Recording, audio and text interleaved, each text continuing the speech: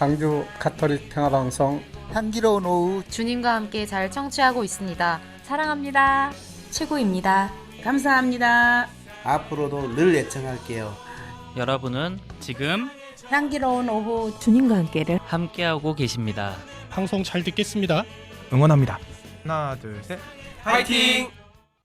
우리는 하느님께 바치는 그리스도의 향기니까요.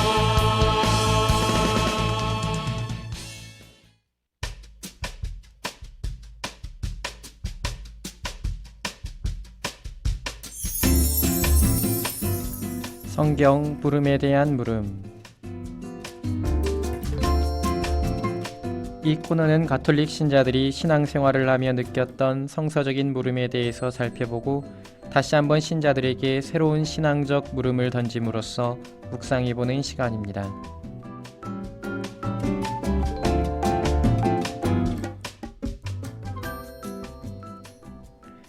안녕하십니까. 사목국 부국장 정규현 시몬 신부입니다.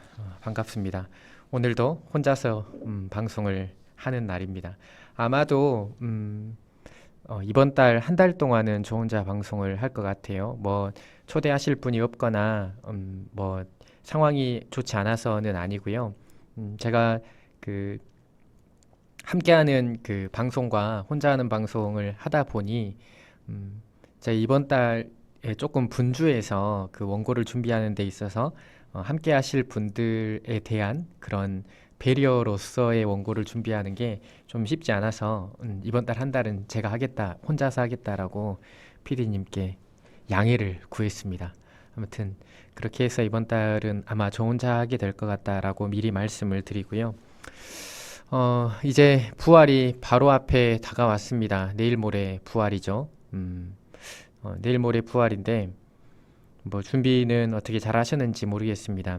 제가 최근에 뭐 미사를 하거나 신자들과에게 뭐 대화를 나눌 일들이 있을 때 매년 똑같은 부활, 매년 다가오는 부활이 뭐가 색다르고 뭘 어떻게 다르게 준비하는가라는 생각들을 하시겠지만 부활을 맞이하는 마음이라는 것은 또 부활을 맞이하는 기쁨이라는 건 그냥 주변에서 함께 움직이는 그런 분위기들 때문만이 아니라 내가 얼마나 그리스도인다운 변화를 위해서 다짐하고 노력하고 묵상하고 기도했는가라는 것과 굉장히 밀접합니다. 그래서 잘 준비한 사람들에게 더 큰 기쁨으로 다가오는 그런 부활이라고 생각을 하고요. 우리가 올해 부활 잘 준비를 하셨으면 좋겠다라는 말씀 드립니다. 사순시기 보내느라 고생 많으셨습니다. 제가 지난 방송은 사실 제가 그 지난 방송을 참 못했다고 생각을 해요. 왜 그렇게 생각을 하냐면 머리가 안 돌아가더라고요. 나이 들었다는 것이 직감하는 게 주머니에 사탕이나 초콜릿이라도 넣고 다녀야 되겠다라는 생각이 들었습니다. 아무튼 그래서 제가 말을 조금 언어들이 생각이 잘 안 나서 잘 못했다라는 생각이 좀 들어서 죄송하다는 말씀을 뭐 미리 뭐 다음 주인데 미리 말씀을 드리면서 아무튼 오늘의 이야기를 시작해 보려고 합니다. 맞다. 어제 성체조배들은 잘 하셨나요? 체리아 성체조배 저는 사실 1시나 2시쯤에 하러 가려고 그랬는데 뭐 다른 사정이 생겨가지고 좀 일찍 혼자서 10시부터 이렇게 했습니다. 10시부터 성체조배를 하는데 중요한 그 고민들과 중요한 그 결정할 거리를 들고 묵상을 하러 가서 앉아서 예수님 앞에서 가만히 앉아 있다가 아무튼 저도 중요한 결단을 어제 성취조배 가운데 내리게 됐습니다. 어쨌든 모두들 지금의 그 성주간을 보내고 있는 여정이 삶의 변화나 아니면 어떤 용기나 아니면 어떤 행복을 맞아들이고 받아들이는 데 도움이 되었으면 좋겠다라는 작은 바람을 전해봅니다. 오늘은 참 오늘과 잘 어울리는 그 물음이 있었어요. 그래서 오늘과 잘 어울리는 물음에 대한 답을 할 건데요. 지난 방송 유튜브 댓글에 이런 물음이 있었습니다. 이번 주님 순환 성지주일 복음에서 궁금한 내용이 있어 여쭙습니다. 마태복음 27장 51절부터 54절까지의 내용에 대해서 설명을 듣고 싶습니다. 좀 더 자세히 말씀드리자면 51절 후반부부터 53절까지의 내용을 어떻게 이해하면 좋을까입니다. 라는 물음이 있었습니다. 물음을 주심에 감사드리고 정말 오늘과 방금 말씀드렸다시피 잘 어울립니다. 주님 순환 예식이 있는 날 순환복음에 대한 이야기를 할 수 있어 참 다행이라는 생각을 하면서 무엇에 어떤 지점에서 궁금함이 있었을까라는 것을 고민을 하게 됩니다. 그러면서 충분히 공감이 가능한 물음이겠다라는 생각도 함께 가집니다. 일단 복음의 내용에 대해서 살펴보겠습니다. 제가 읽어볼게요. 마태복음 27장 51절부터 56절까지입니다. 그러자 성전 휘장이 위에서 아래까지 두 갈래로 찢어졌다. 땅이 흔들리고 바위들이 갈라졌다. 무덤이 열리고 잠자던 많은 성도들의 몸이 되살아났다. 예수님께서 살아나신 다음 그들은 무덤에 나와 거룩한 도성에 들어가 많은 이들에게 나타났다. 백인대장과 또 그와 함께 예수님을 지키던 이들이 지진과 다른 여러 가지 일들을 보고 몹시 두려워하며 참으로 이분은 하느님의 아드님이셨다 하고 말하였다. 거기에는 많은 여자들이 멀리서 지켜보고 있었는데 그들은 갈릴레아에서부터 예수님을 따르며 시중 들던 이들이다. 그들 가운데에는 마리아 막달레나, 야고보와 요셉의 어머니 마리아, 제베데오의 아들들의 어머니도 있었다. 네, 이 복음에 대해서 이 순환사화 가운데 있는 이 대목에 대해서 잠깐 외형적인 설명을 드리자면 우리가 보통 예수님의 순환사화를 적어도 1년에 2번은 묵상을 하도록 교회는 초대를 합니다. 오늘 이 주님 순환 예식이 있는 오늘과 그리고 성지주일인데 주님 순환 예식이 있는 성금요일에는 항상 똑같이 요한복음의 순환사화를 우리가 봉독을 해요. 그런데 성지주일은 가의 나의 다의 순으로 마테오, 마르코, 루카복음이 순서대로 이렇게 봉독이 되지요. 올해가 가해이기 때문에 우리는 이번 주님 성지주일날 마테오 복음을 읽게 되었죠. 근데 공관복음이라는 복음의 특성처럼 이 마테오, 마르코, 루카 복음이 보도하고 있는 순환 복음의 내용은 순환사화의 내용은 굉장히 비슷해요. 굉장히 비슷한 형태로 나아가는데 지금 물음을 주신 이 대목은 오로지 마테오 복음 안에만 있는 전승입니다. 물론 성전 휘장이 반으로 갈라졌다라는 것은 똑같이 보도를 하고 있는데 지진이 일어나고 많은 성도들이 되살아나고 그리고 그들이 사람들에게 나타나고 이 내용은 오로지 마테오 복음에만 있는 전승의 내용이죠. 이 내용에 대해서 잠깐 정리를 하면서 무엇이 궁금했을까? 어떤 문제가 있었을까라는 것에 대해서 먼저 묵상을 제가 해봤습니다. 그래서 궁금증에 대한 정리를 하기 위해서 궁금증이 일어날 만한 내용에 대해서 간략하게 요약을 해보겠습니다. 중요한 것은 상황입니다. 예수님께서 돌아가신 직후예요. 죽음을 맞이하신 직후의 상황. 그러니까 이렇게 생각하시면 됩니다. 돌아가신 바로 다음에 일어났었던 상황이다. 라는 것을 그에 대한 마테오 복음만의 독자적인 전승이다 라는 것을 머릿속에 담아 놓으신 채 오늘의 이야기를 함께 들으셔야만 합니다. 자, 예수님께서 돌아가신 직후에 첫 번째로 성전 휘장이 갈라졌습니다. 그리고 두 번째로 지진이 일어난 것과 같은 보도가 연출됩니다. 세 번째로 무덤이 열립니다. 지진이 일어났으니까 그 당시에 동굴과 그리고 그 입구를 막아놓은 그 돌들을 통해서 무덤이 형성되어 있다면 지진이 일어났으니 이 돌들이 치워질 수 있는 가능성이 굉장히 많죠. 그래서 무덤이 열렸다라고 표현이 되어져 있는 것입니다. 무덤이 열리고 잠자던 성도들의 몸이 되살아납니다. 그리고 예수님께서 다시 살아나신 다음에 되살아난 이들이 무덤에서 나와서 도성으로 들어가서 사람들 앞에 나타납니다. 그리고 나서 백인대장의 고백이 이루어지죠. 이게 예수님께서 죽음을 맞이하신 그 바로 다음 직후의 상황들입니다. 이 5가지의 모습들이 보여진다는 것이죠. 그런데 이 가운데에서 네 번째는 부활하신 다음에 그들이 무덤에서 나와서 도성에서 사람들에게 나타났다라고 보도를 하고 있는 내용이고요. 자, 최초의 복음서라고 불리우는 마르코 복음서와 다른 점은 지진이 일어났다라는 것, 그리고 앞서 말한 것처럼 그 무덤에서 사람들이 일어났다라는 것이에요. 그리고 무덤에 사람들이 일어난 이들이 사람들 가운데 나타났다라는 것입니다. 첫 번째 우리가 이 대목 안에서 질문을 가질 수 있을 만한 문제는 진짜 이런 일이 있었는가라는 질문이겠죠.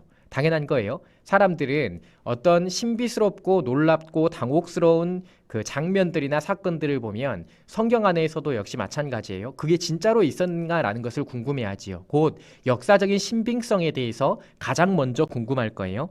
그리고 또한 확신은 알 수 없지만 이런 일이 일어났든 일어났지 않았든 이 복음사가가 마테오 복음사가가 이 내용을 기술하고 있다면 이 내용을 기술하고 있는 원인과 이유는 도대체 무엇인가? 곧 그 의미는 무엇인가? 라는 이 두 가지로 그 물음의 갈래를 나누어 볼 수 있을 것 같아요. 신빙성에 대한 것 그리고 그 의미에 대한 것 이 두 가지로 물음의 갈래를 나눠 볼 수 있다는 것이지요. 그러면 먼저 신빙성의 문제부터 해결해 보겠습니다. 의미에 관련된 부분은 전체적인 맥락 안에서 죽음 직후에 일어난 일이다라는 게 어떤 의미를 가지고 있고 죽음의 어떤 의미를 예수님의 죽음에 어떤 의미를 부여할 수 있는가라는 것을 함께 살펴보면서 의미에 대한 것은 조금 이따가 하고요. 역사적 신빙성에 대한 것부터 이야기를 해보겠어요. 먼저 이게 진짜 역사적인 신빙성이 있는가? 곧 성전 휘장이 갈라지고 일단 휘장이 갈라지고는 마테오 복음의 이 대목 말고도 보도하고 있는 대목이 너무 많아서 다른 복음서들에서도 너무 많아서 신빙성에 대한 것을 약간은 확률상 높일 수 있겠죠. 근데 진짜 지진이 일어났는가? 죽은 이들의 몸이 되살아났고 그들이 사람들 가운데 나타났는가? 라는 이 질문에 대해서는 어떻게 대답을 할 수가 있냐면 모른다입니다. 알 수가 없다예요. 당연한 겁니다. 우리가 이렇게 알 수가 없다라고 이야기를 하는 것은 사실은 이 내용 자체가 굉장히 어려운 내용이에요. 지금 우리가 그냥 제가 간략하게 구조로 요약해서 이야기를 하고 있어서 그런 일들이인가 보다라고 생각을 할 수 있지만 번역 자체가 굉장히 어려운 문제라는 것이에요. 그래서 굉장히 많은 어려움을 내포하고 있고 그리고 그 논쟁의 여지도 굉장히 많습니다. 예를 들어 이런 논쟁이에요. 실제로 이것이 역사적인 신빙성이 있다라고 치부를 한 채 이 대목을 본다라고 하면 무덤이 열리고 죽은 이들이 죽은 성도들의 몸이 되살아났습니다. 되살아났는데 예수님께서 부활하신 다음에야 그들이 도성에 나타났다라고 하면 되살아난 사람들은 무덤이 열려 있는데 되살아났는데 무덤 안에서 3일 동안 있었던 것입니까? 이런 질문들을 해볼 수가 있게 되는 거죠. 그래서 이 문제 자체 안에서도 이 문장 자체 안에서도 굉장히 여러 가지 논쟁의 요소가 있기 때문에 학자들 사이에서 많은 그 연구와 그리고 많은 그 신학적인 대칭이 이루어졌었던 그런 대목인 것이지요. 그런데 역사적인 신빙성에 대해서 따지려면 몇 가지 우리가 알아야 되는 그 질문들이 있습니다. 어떤 질문들이냐면 자, 첫 번째로 거룩한 도성에 그들이 나타났다라는 것이고요. 죽은 이들의 몸이 되살아났다라는 것인데 이 죽은 이들을 성도들이라고 표현을 하고 있어요. 성도들은 어떤 사람들을 말하는 것인가? 라는 질문이에요. 곧 초대교회 공동체에서 그리스도를 믿는 모든 사람들을 말하는 것인가? 아니면 죽은 모든 성도들 가운데에서 하느님의 거룩함으로 분류된 사람들, 거룩한 사람들이거든요. 성도들이라고 하면 그 하느님의 거룩한 사람들로 분류된 사람들 모세나 아브라함이나 이삭이나 야곱이나 이런 사람들을 말하는 것인가 아니면 모든 그리스도인들을 말하는 것인가 라는 질문을 해봐야 되고요. 되살아났다는 그 몸은 어떤 몸인가 라는 것도 질문을 해봐야만 해요. 어떤 몸이냐라고 물어보면 예수님께서 엠마오로 가는 제자들이나 혹은 제자들 가운데에서 부활하신 이후에 사람들에게 나타났을 때 바로 예수님을 알아보지 못하지요. 그러면 그 이전에 있었던 몸이 맞는가 아닌가 라는 질문을 해봐야 된다는 것이죠. 곧 천상적인 존재로서의 새로운 생명을 가진 그런 몸을 지칭하는 것인가 아니면 기존에 살았던 몸을 지칭하는 것인가 라는 질문을 해봐야만 하고 그리고 또한 거룩한 도성에 나타났다라고 하는데 이 거룩한 도성이라는 것은 지상에 있는 예루살렘을 말하는 건가 아니면 천상 예루살렘을 말하는 건가 아니면 초대교회 공동체 안에서의 교회 공동체의 집단을 말하는 것인가 라는 질문도 함께 해봐야만 하는 거죠. 그리고 또한 이게 천상 예루살렘을 칭하는 것이라면 과연 마테오는 그것을 어떻게 알고 있었는가? 마테오 복음사가는 이것을 어떻게 알고 있었는가? 라는 질문도 역시 해봐야만 합니다. 자, 이런 질문들을 통해서 우리가 역사적 신빙성을 논쟁하고 논해야만 하는데 답은 모른다입니다. 알 수가 없습니다. 그러면 우리가 이 대목을 이렇게 이해를 해야만 해요. 마테오 복음사가는 자기 자신만이 가지고 있는 굉장히 독특한 독자적인 전승이 있었고 이것을 예수님의 죽음 직후의 죽음에 관련된 죽음 사화에 집어넣고 있는데 이 집어넣고 있는 의미는 도대체 뭔가라는 질문이에요. 그러니까 이렇게 생각하시면 돼요. 복음사가는 예수님의 죽음 직후에 놓여져 있었던 굉장히 많은 예수님의 죽음이 끝난 이후에 벌어졌었던 많은 일들에 대한 소문들 혹은 소식들 혹은 어떤 정보들 이런 것들을 알고 있었을 거예요. 그 정보들 가운데에서 마테오 복음사가는 죽음 직후에 일어났었던 딱 이 내용을 자신의 순환사화에 받아들이고 있다는 것이죠. 그러면 왜 받아들이고 있는가? 뭐 때문에 이것을 쓰고 있는가라는 것을 찾는 것이 더 중요하게 된다는 거죠. 역사적 신빙성이라는 것은 논할 수가 없어요. 왜냐하면 일단 죽은 이들의 부활에 관련된 것, 지진에 관련된 것은 마테오만 쓰고 있습니다. 어떤 자료에도 있지 않아요. 그렇기 때문에 마테오 복음사가만 쓰고 있기 때문에 역사적 신빙성을 논하기가 굉장히 어렵고요. 또한 그렇기 때문에 실제로 이 대목을 주석하거나 해석하고 있는 학자들도 객관적 역사성을 논하는 것을 피합니다. 피한 채 이 대목이 가지고 있는 의미만을 파악한다는 것이죠. 정리를 해드리자면 이런 거예요. 이런 겁니다. 역사적 신빙성이라는 것은 일단 모릅니다. 그런데 분명한 것은 다른 학자들이 이야기하고 있는 것처럼 예수님의 죽음 직후에 일어났었던 상황들이 매우 신비스럽고 놀랍고 당혹감을 불러일으키는 그런 일들이었다라는 것은 분명한 것 같아요.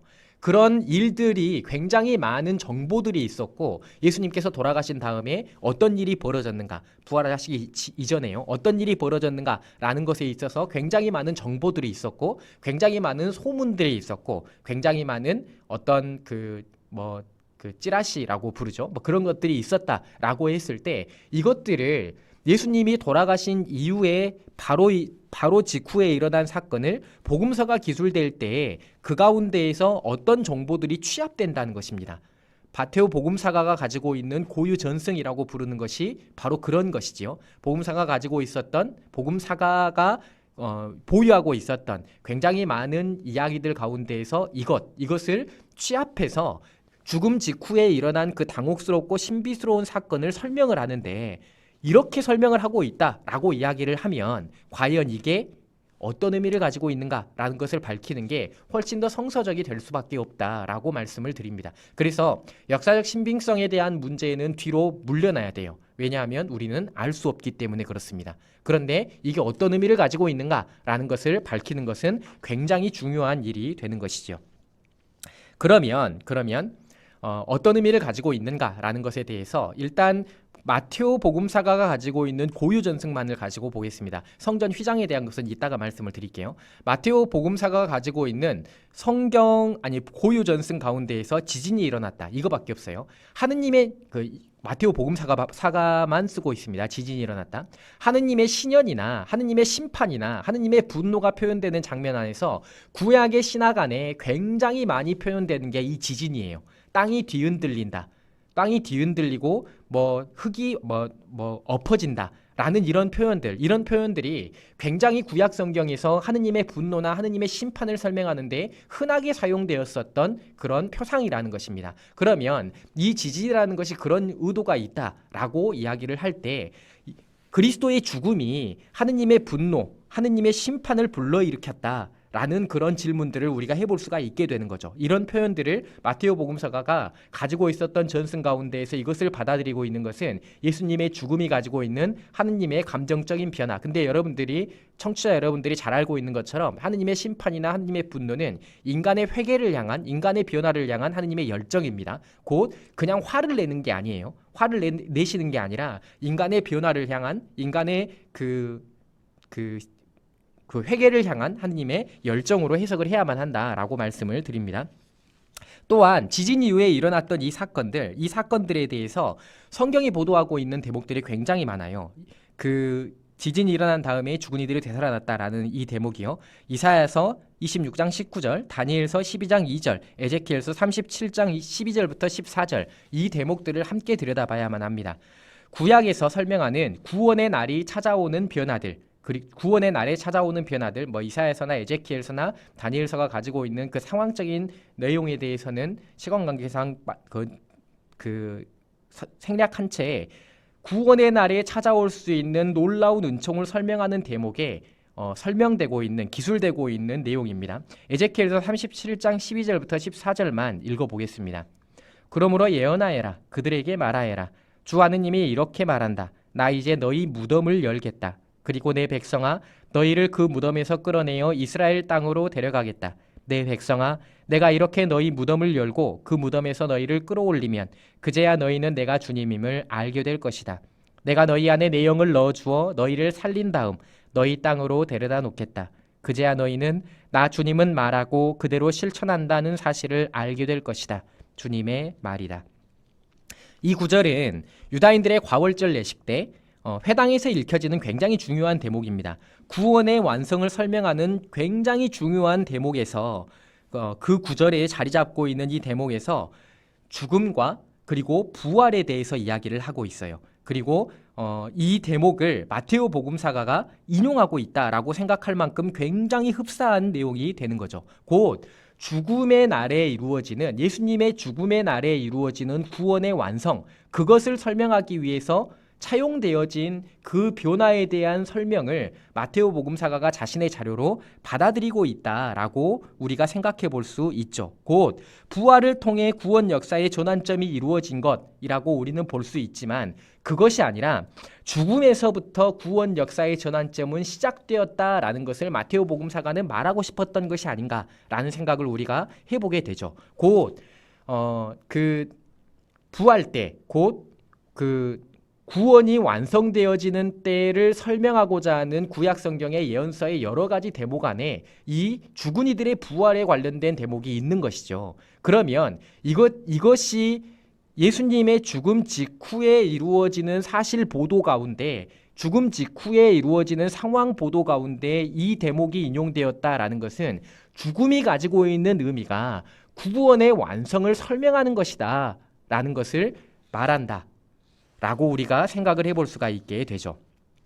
그래서 마테오 복음사가는 예수님의 죽음이 죽음 그 자체를 정복한 것이고 백성들의 부활의 실제를 확인할 수 있는 것이다 라고 표현하고 있는 것입니다. 그래서 예수님의 죽음만이 아니라 부활만이 아니라 예수님의 부활만이 아니라 죽음 자체가 복음이다 라는 이 사실을 알리고 있죠. 예수님의 죽음이 생명을 준다는 사실을 보여주는 것이 이 구절들의 의미다라고 말씀을 드릴 수가 있겠습니다. 정리를 해드리자면 죽음 직후에 예수님의 죽음 직후에 굉장히 당혹스러운 일들이 많이 일어났어요. 그리고 그에 대한 정보들이 굉장히 많았습니다. 이 가운데에서 마테오 복음사가가 이 대목을 차용해서 사용하고 있어요. 이것이 예수님의 죽음 직후에 일어난 일이다. 그런데 이 대목을 보고 있으면 구약에서부터 구원의 완성 때 예언자들이 이루어지는 일들이다 라고 말하고 있는 그 내용이다 라는 것이죠. 그렇다면 이 대목을 마테오 복음사가 차용해서 이 대목이 예수님 죽음 직후에 일어난 일이다 라고 일어난 일이다 라고 죽음 직후의 일들에 대한 설명에 이 대목을 쓰고 있는 것은 결국에 죽음의 의미가 예수님의 죽음의 의미가 구원 역사의 전환점으로서 구원의 완성을 말하는 것이고 부활만이 구원의 전환점을 이루는 것이 아니라 예수님의 죽음 자체가 바로 예수님의 구원을 설명하는 말이다 라고 이해하고 있었다는 것이지요. 그렇기에 죽음을 설명하는 데에 있어서 이 대목을 굉장히 중요하게 삽입해 놓고 있는 것이다 라고 말씀을 드립니다. 자, 그러면 여기까지는 조금 이해가 되셨을 것이라고 생각을 합니다. 그러면 전체적으로 예수님의 죽음이라는 사건은 그 자체 안에서 특이하고 신비스러운 일들이 일어났던 것으로 이해가 되죠. 복음사가가 보도하는 내용들을 보면 공통적으로 성전 휘장이 갈라졌다라는 것을 우리가 볼 수가 있어요. 이 성전 휘장이 갈라졌다라는 것은 어떤 의미를 가지고 있냐면 성전 휘장이 가지고 있는 상징적인 의미를 우리가 이해를 해봐야만 해요. 성전 휘장은 가리우는 데의 목적성을 가지고 있습니다. 성전 휘장이 있었던 위치는 성전을 들어가는 입구에도 있고요. 성전 안쪽에 지성소와 다른 성전의 공간을 분리하기 위해서도 있었어요. 1년에 한 번 제사장들이 속죄를 하기 위한 예식을 하기 위해 제사장들만이 들어갈 수 있는 자리, 그 지성소를 가리기 위해서 성전 휘장이 있었다는 것이죠. 딱 한 번만. 그 안과 밖을 구분하는 것이 휘장이 가지고 있는 역할이었어요. 그런데 이 성전 휘장이 갈라졌다라는 것은요, 이제 더 이상 제사장을 통해서, 성전을 통해서 하느님께 나아가는 것이 아니라 그리스도의 죽음은 모든 이들이 하느님께 나아갈 수 있는 길을 열어주었다라는 것을 말합니다. 곧 하느님께 가는 통교를 가능하게 만들었다라는 것이 성전 휘장이 갈라졌다라는 라는 그 말씀이 설명하는 의미라는 것이죠. 그러면 전체적으로 정리를 해보자면 구원 역사의 지표로서 예수님의 죽음이 자리하는 것입니다. 구원 역사의 지표로서 예수님의 죽음은 부활까지 기다리는 데에 구원이 완성되었다. 물론 부활이 가장 중요합니다. 그런데 예수님의 구원의 완성이라는 것은 부활까지 기다리는 그 기간 동안에 이 부활 사건에만 놓여져 있는 것이 아니라 죽음 자체 안에 구원의 완성이 이미 시작되었다라고 성경은 설명하고 있다는 것이죠. 죽음을 맞이하자마자, 예수님의 죽음이 일어나자마자 벌어졌었던 사건에 대한 설명 가운데 성전 휘장이 갈라집니다. 이제 모든 사람들이 하느님께 나아가는, 하느님과 함께하는 통교를 이룰 수 있게 되지요. 그리고 지진이 일어나고 죽은 이들이 되살아난다라는 이 설명을 통해서 그 구약의 구원의 완성이 예수님의 죽음 직후에 일어난 일이다라고 설명을 하고 있죠. 그래서 부활까지 기다리는 것이 아니라, 부활만이 구원을 말하는 것이 아니라 죽음부터 예수님의 구원은 이미 이루어졌고 시작되었다라고 설명하는 게 마테오 복음사가의 의도라고 말씀을 드릴 수 있는 것이죠. 묵시문학적으로나 신학적으로나 마르코 복음에서 전하는 백부장의 고백이 엄청나게 중요하다라는 것은 모두 알고 계실 겁니다. 그것을 그대로 차용하고 있는 마테오 복음 안에서 백인대장의 이분이 참으로 하느님의 아드님이셨다라는 이 고백은 굳이 설명드리지 않아도 굉장히 문학적으로나 신학적으로나 굉장히 중요하다라는 그 사실을 알고 있을 것이다라는 말씀을 드립니다. 전반적으로 우리가 이 대목을 이해할 때 기억해야 되는 것은 한 3가지 정도 될 겁니다. 이게 어떤 것을 기억해야 되냐면 첫 번째가 죽음 직후에 일어난 상황이다라는 것. 두 번째가 죽음 직후에 일어난 상황을 어떻게 연결을 시키고 있냐면 성전 휘장이 갈라짐과 지진이 일어나고 죽은 이들이 부활한다라는 것을 설명함을 통해서 죽음 자체가 구원이다라는 것을 말하는 것. 그리고 세 번째가 그 죽음 자체가 구원이다라는 것을 말하면서 예수님의 죽음은 모든 사람들을 구원하는 구원의 완성이었다라는 것, 곧 죽음이 바로 복음이었다라는 걸 설명하는 것이죠. 오늘 성금요일에 정말로 어울리고 합당한 복음에 대한 묵상이 아닐까라는 생각을 해보게 됩니다. 제가 요즘에 신자들에게 가끔 이야기하는 것이, 참 우리는 신앙을 하는 이유가, 하느님을 믿는 이유가 사실 살라고 하는 일이에요.